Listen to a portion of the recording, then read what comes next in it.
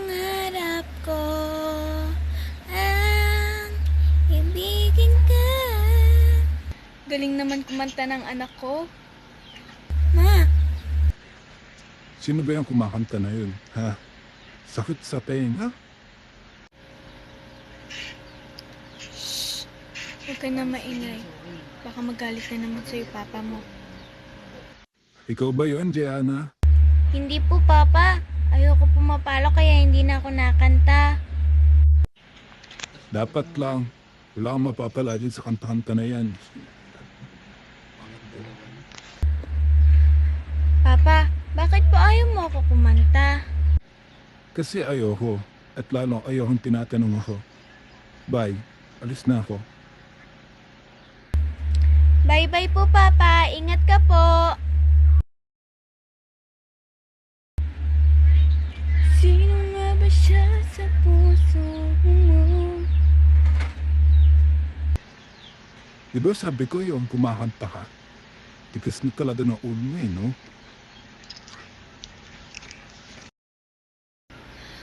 Pa, tama na pa. Mapapatay mo si Jeya. Yan. Kaya lumalaki ang ulo ng anak mo. Sige, konsintihin mo. Naktahan na. May dahilan ng papa mo kaya niya ginagawa yun. Bakit po ganun si Papa? Lagi niya akong binubugbog pag nakakanta ako. Mag-sorry ka na lang mamaya pag uwi.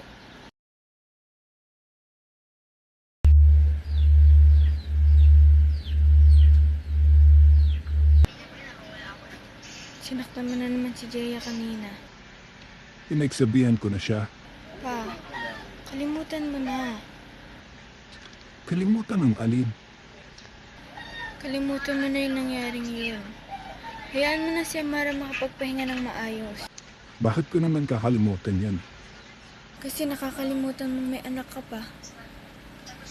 Isipin mo na lang, si Amarang humiling kay Gianna. Paano makakapagpahinga ng maayos yung una nating prinsesa kung sinasaktan at pinapabayaan mo yung bunso niyang kapatid? Hindi dapat namatay si Amara kundi dahil kay Gianna. Dahil sa akin. May anak na sana akong magaling kumanta. Magaling din naman kumanta si Gianna. Go. Mas malambing yung boss ni Amara. Alam kong mahal mo si Jeya. Mas lamang lang talaga kay Amara. Okay. Tulog na tayo. Pagod na ako.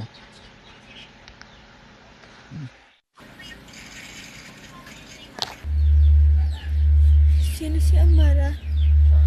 Bakit namatay siya dahil sa akin? Siya pala yung dahilan kung ba't laging galit si Papa. Paano naman ako? Sasaktan na ako.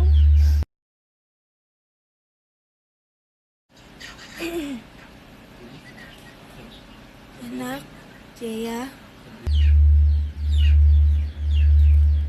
Bakit po, ma?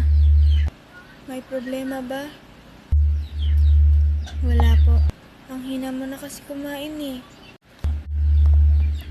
Hindi naman po kailangan na madaming kainin, lalo na paggabi. May problema. Ramdam namin.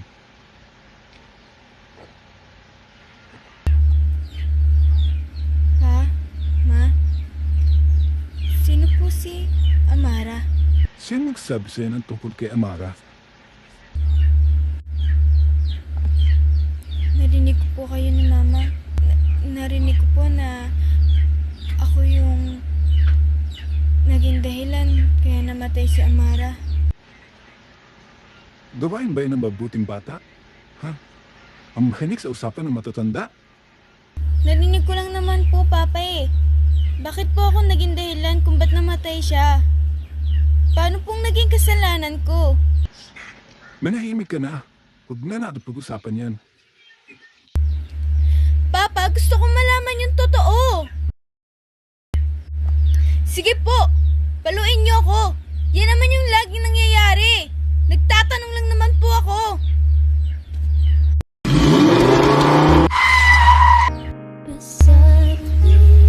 Papa, sorry po. Dapat hindi mo na lang po ako tinulak. Dapat ako na lang po yung namatay.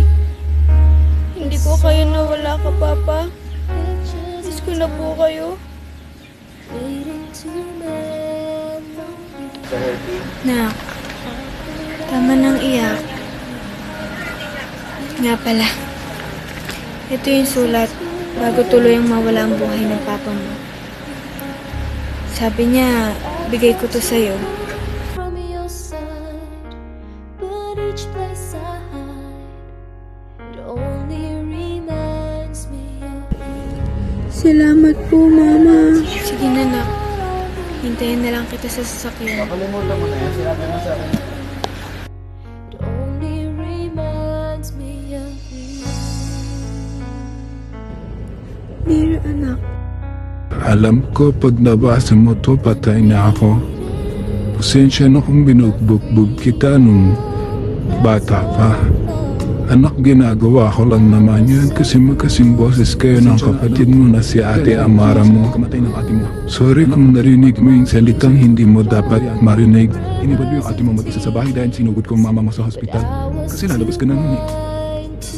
Pero nakalimutan kong sunduin ang ate mo sa bahay. Nasagasaan siya ng malaking truck. Sorry sa lahat, anak. Sana mapatawad mo ko. Mahal na mahal kita. Nagmamahal. Nagmamahal ang iyong papa. I try to run from your side.